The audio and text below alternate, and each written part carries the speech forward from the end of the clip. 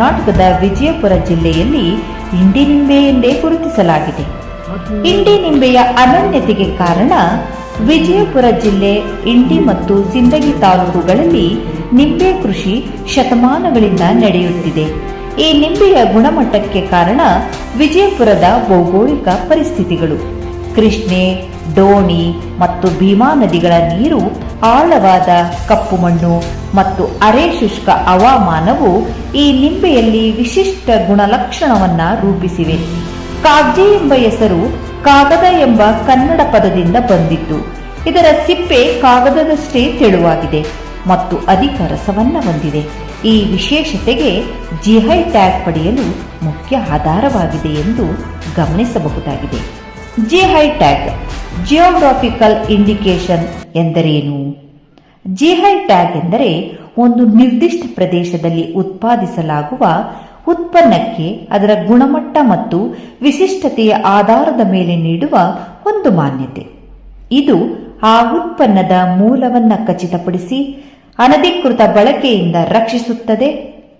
ಇಂಡಿ ನಿಂಬೆಗಾಗಿಯೇ ಕರ್ನಾಟಕ ಲಿಂಬೆ ಅಭಿವೃದ್ಧಿ ಪ್ರಾಧಿಕಾರ, KSLDB ಮತ್ತು ತೋಟಗಾರಿಕಾ ವಿಶ್ವವಿದ್ಯಾನಿಲಯ ವಿಜ್ಞಾನಿಗಳು ಜಂಟಿಯಾಗಿ ವರದಿ ಸಿದ್ಧಪಡಿಸಿದ್ದಾರೆ. ತೋಟಗಾರಿಕಾ ವಿಶ್ವವಿದ್ಯಾನಿಲಯದ ಜಂಟಿಯಾದ ಸಿದ್ಧಪಡಿಸಿದ ವರದಿಯಲ್ಲಿ ಇಂಡಿ ನಿಂಬೆಗೆ ಜಿಐ ಮಾನ್ಯತೆ. ವಿಜಯಪುರ ಜಿಲ್ಲೆಯ ಇಂಡಿ ಮಾರ್ಚ್ 31, 2023ರಂದು ಜಿಐ ಟ್ಯಾಗ್ನ ನಿಂಬೆ ಹಣ್ಣಿಗಾಗಿ ಪಡೆಯಲಾಯಿತು. ವಿಜಯಪುರದ ಇಂಡಿ ತಾಲೂಕಿನ ಹಾಲಿ ಶಾಸಕರಾಗಿರುವ ಯಶವಂತರಾಯ್ ಗೌಡ್ ಪಾಟೀಲ್ ಅವರು ಇಂಡಿ ಪಟ್ಟಣದಲ್ಲಿ ಲಿಂಬೆ ಅಭಿವೃದ್ಧಿ ಮಂಡಳಿ ಸ್ಥಾಪನೆ ಮಾಡುವಲ್ಲಿ ಯಶಸ್ವಿಯಾಗಿದ್ದಾರೆ.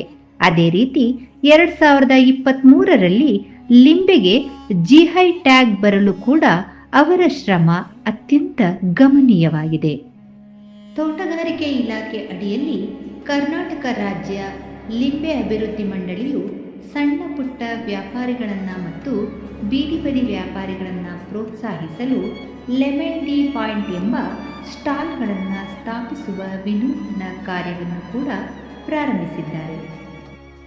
ಇದು ಕರ್ನಾಟಕಕ್ಕೆ ಅತ್ಯಂತ ಹೆಮ್ಮೆಯ ವಿಷಯವಾಗಿತ್ತು.